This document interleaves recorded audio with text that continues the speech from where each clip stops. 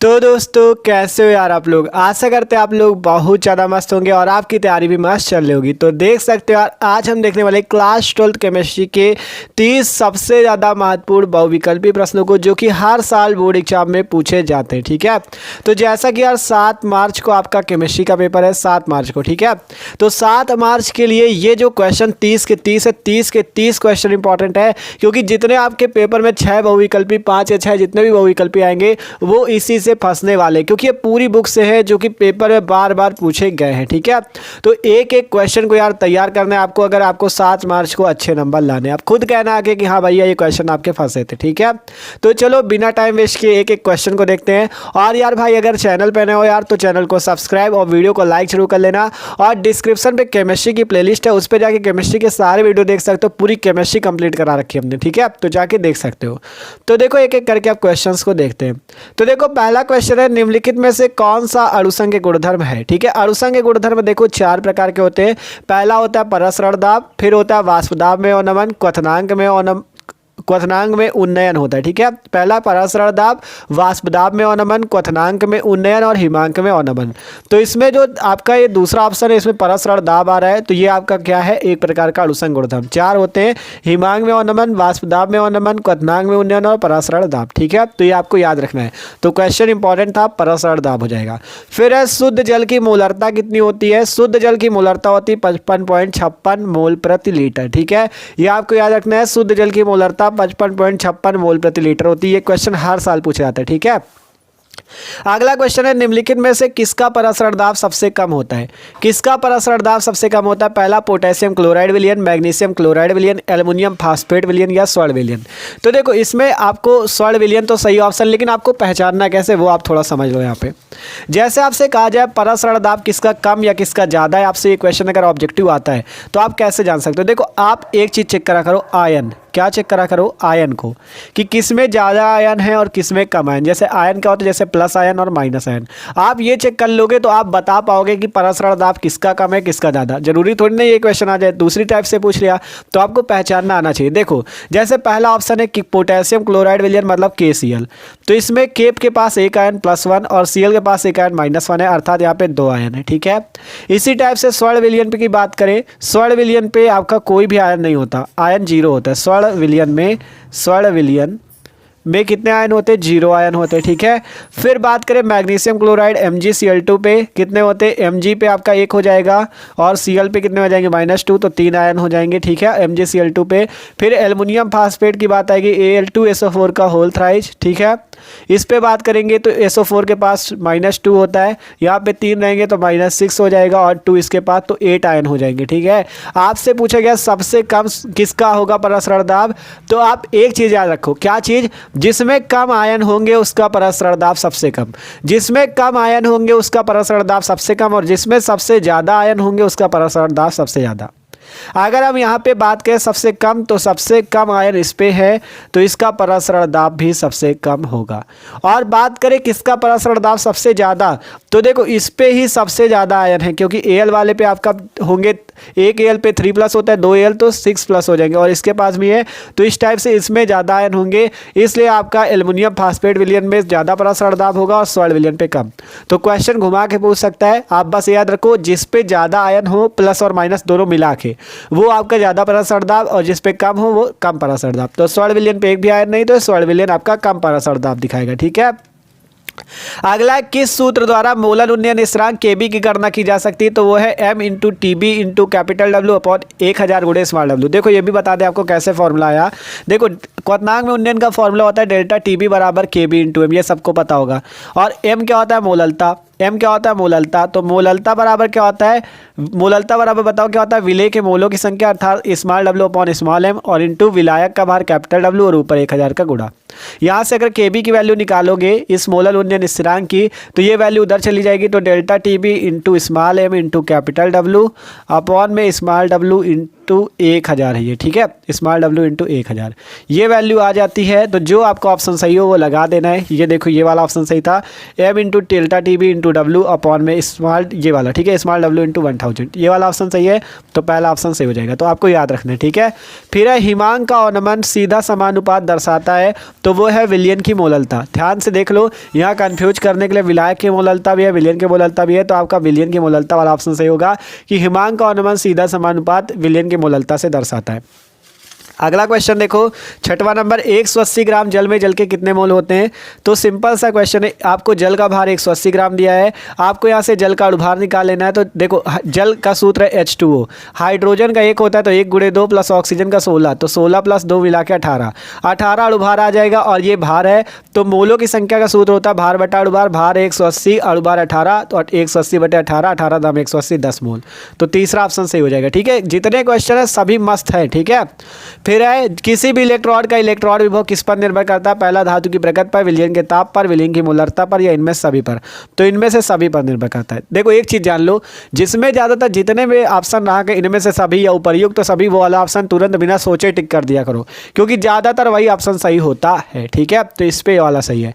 अगले क्वेश्चन की ओर बढ़ते हैं। अगला क्वेश्चन क्या कहता है, अगला क्वेश्चन है 25 डिग्री सेंटीग्रेड पर Li+ से Li और Ba2+ से Ba, Na+ से Na, Mg2+ से Mg के मानक अपचयन इलेक्ट्रॉन विभव क्रमशः -3.05, -2.73 और -2.71, -2.37 है, ठीक है। ठीक है, इतने हैं। तो आपको बताना है सबसे प्रबल आक्सीकारक कौन सा होगा। मतलब 25 डिग्री सेंटीग्रेड पर लिथियम का आपको अपचयन विभव दिया गया है कितना, -3.05, बेरिलियम का दिया गया -2.73, Na+ का दिया गया -2.71, Mg2+ का -2.37। सबसे प्रबल आक्सीकारक पूछ रहा है, तो सबसे प्रबल आक्सीकारक आपका Mg2+ वाला हो जाएगा, ठीक है। तो ये क्वेश्चन भी इंपॉर्टेंट है। फिर अगला क्वेश्चन मोस्ट इंपॉर्टेंट है, विशिष्ट चालकता की इकाई। विशिष्ट चालकता की इकाई क्या है। विशिष्ट चालकता की इकाई होती है ओम इनवर्स सेंटीमीटर इनवर्स, ठीक है, या सेंटीमीटर इनवर्स ओम इनवर्स, ये भी आप याद करना, विशिष्ट चालकता की इकाई। फिर है तनुता बढ़ाने पर विशिष्ट चालकता घट जाती है, ठीक है, तनुता बढ़ाने पर विशिष्ट चालकता घट जाती है, ठीक है। तो ये वाला भी इंपॉर्टेंट क्वेश्चन है। फिर है प्रथम कोटि की अपक्रिया में अर्धभाग पूर्ण होने में लगा समय T1/2 किस पर निर्भर करता है। पहला ऑप्शन उसकी प्रारंभिक सांद्रता पर, दूसरा ऑप्शन उसकी प्रारंभिक सांद्रता की व्युत्क्रमानुपाती, उसकी प्रारंभिक सांद्रता पर निर्भर नहीं करता, उसकी प्रारंभिक सांद्रता के वर्गमूल पर निर्भर करता है। तो देखो ये कहाँ से आता है, ये जो आपका अर्ध समय है T1/2, इसे ऐसे लिखते हैं T1/2 = 0.693 अपॉन के। ये प्रथम कोटि अपक्रिया के लिए फॉर्मूला होता है, सबको पता होगा प्रथम कोटि अपक्रिया के लिए अर्धायुकाल का फॉर्मूला। तो अगर बात करें, इसमें कहा गया प्रारंभिक सांद्रता, प्रारंभिक सांद्रता, प्रारंभिक सांद्रता, सब में प्रारंभिक सांद्रता है। और यहाँ पे इस सूत्र में क्या है, केवल के है, और के को सबको ही जानता है क्या है, वेग स्थिरांक। तो इससे आपको क्या पता चलता है बताओ, इस फॉर्मूले से आपको ये पता चलता है कि ये जो अर्धायुकाल है ये केवल वेग स्थिरांक पर ही निर्भर करता है, ना कि प्रारंभिक सांद्रता पर। ध्यान समझो, इस फॉर्मूले से जो आपका अर्धायुकाल है ये केवल आपका वेग स्थिरांक पर निर्भर करता है और आपके प्रारंभिक सांद्रता पर निर्भर ही नहीं करता। तो यही ऑप्शन सही है तीसरा, कि उसकी प्रारंभिक सांद्रता पर निर्भर नहीं करता, क्योंकि प्रारंभिक सांद्रता कहीं दिखी नहीं, केवल वेग ही तो है, वेग स्थिरांक। तो केवल ये वेग स्थिरांक पर ही निर्भर करेगा T1/2, अर्थात अर्ध अपक्रिया पूर्ण करने में लगा समय, ठीक है। तो ये चीज आपको फॉर्मूलों से भी समझ में आना चाहिए।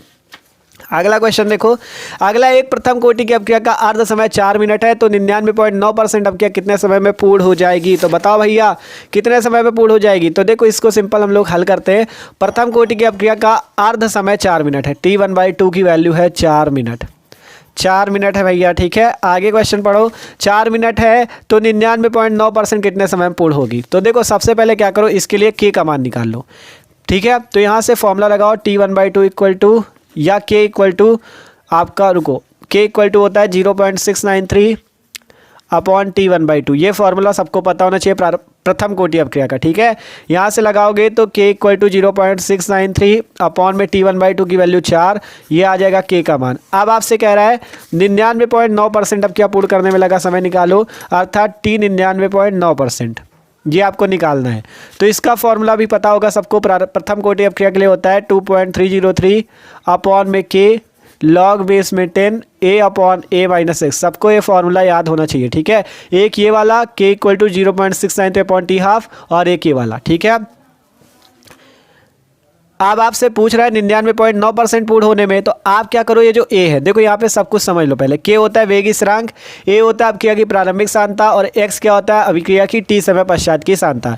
तो यहाँ से सबसे पहले हम लिखते हैं माना प्रारंभिक सांद्रता ए बराबर, देखो ये क्वेश्चन आपका अच्छा क्वेश्चन है, ये बड़ा क्वेश्चन भी आ सकता है, ठीक है। 3 नंबर 4 नंबर वाला भी इस टाइप का आ जाता है, तो समझ लो माना प्रारंभिक सांद्रता ए जो है इसको मान लेते हैं 100 के इक्वल, ठीक है।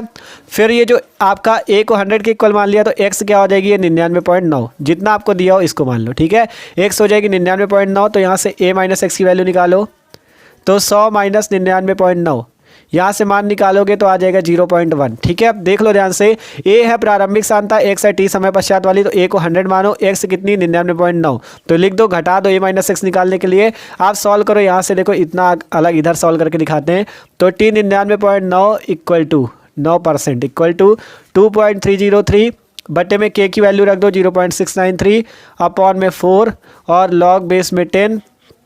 ए की वैल्यू 100 है, 100 रखो, बटे में ए माइनस एक्स की वैल्यू 0.1 है तो 0.1 रखो। ये क्वेश्चन देखो 1 नंबर पे बड़ा क्वेश्चन दे दिया है, ये 3 नंबर वाला भी पूछा जा सकता है, तो समझाया दे रहा है आपको। तो यहाँ से हो जाएगा 99.9 इक्वल टू, ये 4 जो है ऊपर चला जाएगा, तो 2.303 इंटू 4 बटे में 0.693 और इंटू लॉग बेस में 10। आप देखो यहाँ से नीचे दशमलव 0.1 है, अर्थात यहाँ से दशमलव हटा दो तो ऊपर एक जीरो बढ़ जाएगा, तो यहाँ पे क्या आ जाएगा 1000। देख लो ध्यान से भैया, यहाँ पे 0.1 था, दशमलव हटाओगे ऊपर एक जीरो बढ़ाओगे तो 1000 हो जाएगा। अब इसे 1000 को ऐसे लिख सकते हो 10 की पावर 3, ठीक है। देखो क्या लिख सकते हो, ये जो 1000 इसको लिख सकते हो 10 की पावर 3। आप सॉल्व कर लो, यहाँ पर से 99.9% इक्वल टू 2.303 इंटू 4 बटे में 0.693 इंटू, अब एक फॉर्मूला सबको याद होना चाहिए लॉग का, लॉग एम की पावर एन बराबर होता है एन लॉग एम, ये फॉर्मूला सबको याद होना चाहिए, ठीक है। अब एकदम कम टाइम बचा, अब तो याद ही होना चाहिए यार, ये हमने सारे न्यूमेरिकल जब आपको लगवाए थे ये सब फार्मूले आपको बताए थे, ठीक है। तो लॉग एम की पावर एन बराबर होता है एन लॉग एम। एम की पावर एन का क्या मतलब है, देखो यहाँ पे है 10 की पावर 3, 10 की पावर 3 है, तो एम की पावर एन की जगह आपको ये 10 की पावर 3 मान लेना है, और इसे क्या लिख देना है 3 log 3, 3 log 10, ठीक है। ऐसे ये जो 10 की पावर 3, जैसे यहाँ पे m की पावर n था तो n log m, वैसे 10 की पावर 3 होगा तो क्या लिख दोगे 3 log 10, तो इसे ऐसे लिख देते हैं 3 log, यहाँ पहले से भी 10 है नीचे और यहाँ भी 10 आ जाएगा। देख लो ध्यान से, फिर से समझ लो, कोई टेंशन नहीं है यार, log 10 की पावर 3 है, ठीक है, तो इसे क्या लिख सकते हो 3 log 10, जैसे यहाँ पे log m की पावर n को n log m, वैसे ही यहाँ पे 10 की पावर 3 को 3 log 10, ठीक है। आप क्या करते हैं, यहाँ बेस में 10 ऊपर भी 10, तो जब बेस में भी 10 हो ऊपर भी 10 हो तो इसकी वैल्यू 1 हो जाती है। देखो 99.9 इक्वल टू 2.303 इंटू 4 बटे में 0.693 और इंटू में 3, ठीक है, और इंटू में लॉग बेस में 10। देखो ये आप समझ लो, लॉग जब इस टाइप से 10 हो यहाँ भी 10 हो तो इसकी वैल्यू 1 हो जाती है, ये आपको समझना है, ठीक है। तो इसकी वैल्यू 1 हो जाएगी। अब आगे यहाँ पे आपको सॉल्व करके दिखाते हैं, ठीक है। तो जगह कम है तो उसके लिए सॉरी यार, यहाँ पे आगे आपको सॉल्व करके दिखा रहे हैं। 99.9 इक्वल टू, आप देखो आपको जब 2.303 से 0.693 काटोगे तो आएगा 0.3010, ठीक है। जब इससे ये काट दोगे तो 0.3010 आ जाएगा, और गुणे में 4 और गुणे में 3, सॉरी नीचे आया है ना यार, गलत हो गया। 99.9 ये नीचे इससे काटा इसको तो ये नीचे आया ना, तो 1/0.3010 आया है, ठीक है, 1/0.3010 आया, और ऊपर क्या हो जाएगा 4 और 3। देख लो ध्यान से, अब आपका देखो यहाँ से क्या हुआ, सिंपल 2.303 को इससे काटा तो 0.3010, तो 1/0.3010 इंटू 4 इंटू 3। आप देखो इसे आप ऐसे मान सकते हो 3.000, ठीक है, इसका यही तो मतलब 3 ही तो है। तो अगर आप 0.3010 से इसको काट दो तो आपका लगभग करके जब इसको इससे काटोगे लगभग आपका वैल्यू आएगी 10, ठीक है, क्योंकि दशमलव में 3 है और 3 दाम 30 हो जाएगा वही, ठीक है। तो ये लगभग वैल्यू 10 आएगी, तो आपका यहाँ से आ जाएगा 99.9 इक्वल टू 4 इंटू 10 बराबर 40 मिनट, आपका लगभग आंसर आ जाएगा, ठीक है। तो ऑप्शन आपका जो सही होगा वो आपका 40 मिनट वाला क्वेश्चन सही हो जाएगा। ये वाला क्वेश्चन बहुत बड़ा दे दिया गया था ऑब्जेक्टिव पे, ऐसा क्वेश्चन बड़ा आता नहीं जल्दी, लेकिन ये इंपॉर्टेंट है, आपको बता दिया। अगर ऑब्जेक्टिव पे भी आ जाए तो आप सॉल्व कर लेना, और 3 नंबर या 4 नंबर पे भी आ जाए तो आप सॉल्व कर लेना। देख लो एक बार, समझ लो कैसे किया गया था। प्रथम कोटि की अपक्रिया 4 मिनट है, अर्ध समय का मतलब T1/2 की वैल्यू 99.9% समय पूछ रहा था कितने में पूर्ण होगा, तो हमने ये वाला फॉर्मूला यहाँ से सॉल्व किया। देखो ये लगाया, के का मान ये निकला, ठीक है। स्क्रीनशॉट ले लो अगर लेना हो किसी को। इतना निकला।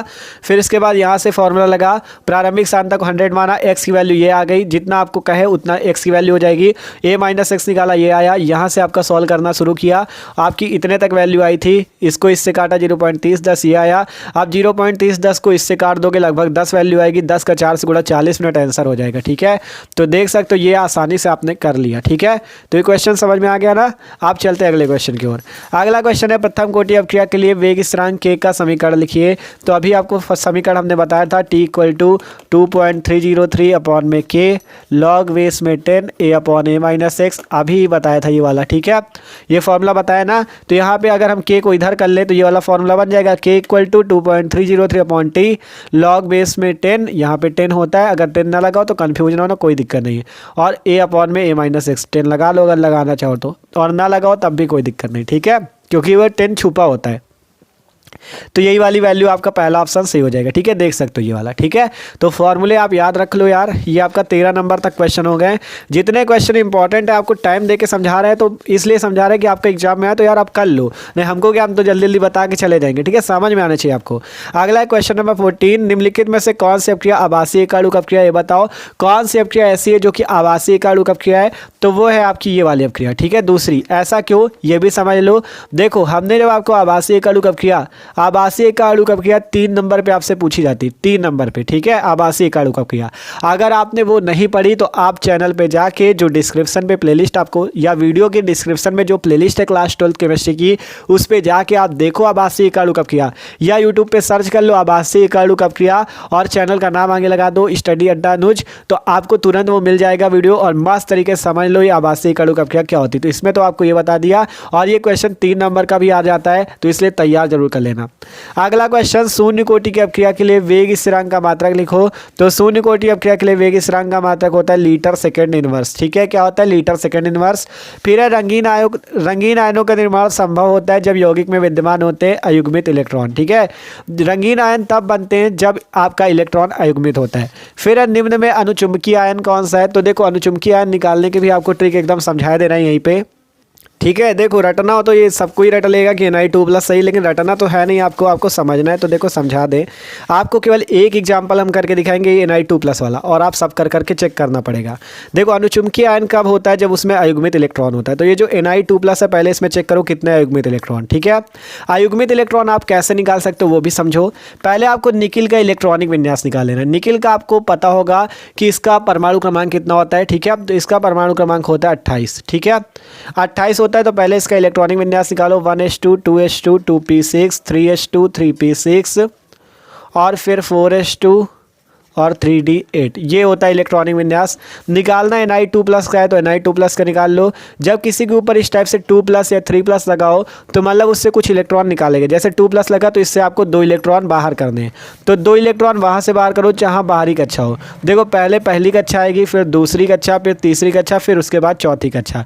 आपको इस चौथी कक्षा से 2 इलेक्ट्रॉन निकाल देने हैं। तो यहाँ से क्या हो जाएगा, 1s2 2s2 2p6 3s2 3p6। आप जब 2 इलेक्ट्रॉन निकालोगे तो 4s 0 हो जाएगा और आगे 3d8। ठीक है, ये वैल्यू हो जाएगी, यहाँ पे हो जाएगा 4s 0। ठीक है, 4s 0 हो गया। आप क्या करते हैं भैया, जब ये 4s 0 हो जाए, अब आपको क्या करना है, ये जो अंतिम वाला है इसका आपको विन्यास कर देना है। ठीक है, ये 4s 0 हुआ कैसे, क्योंकि Na2+ था, 2 इलेक्ट्रॉन बाहर निकाले तो ये आपका 2 निकल गए। तो 2 की आप जब 2 बाहर चले जाएंगे तो बचेगा तो 0 ही ना। आप डी का आपको ये विन्यास करना है। डी पे होते हैं 5 ऑर्बिटल, 5 हो गए, 8 इलेक्ट्रॉन, तो 1 2 3 4 5 6 7 8। ठीक है, 8 इलेक्ट्रॉन भर दिए। अब एक चीज़ याद रखो, ये जो अयुग्मित इलेक्ट्रॉन होता है ये क्या होता है, अयुग्मित इलेक्ट्रॉन। अयुग्मित इलेक्ट्रॉन वे इलेक्ट्रॉन होते हैं जो अकेले होते हैं, इस टाइप से।